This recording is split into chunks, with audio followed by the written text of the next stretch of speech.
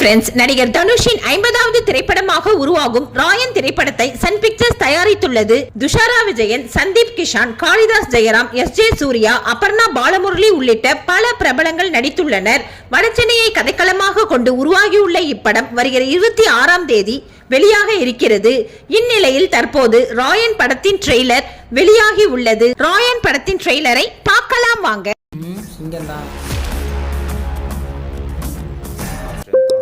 சிங்கம் புலிலாம் தான், ஆனால் ஆபத்தான மிருகம் ஓநாய்.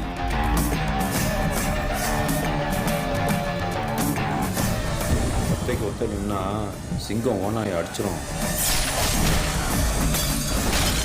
ஆனால் ஓநாய் பயங்கர தொந்தரவாதி.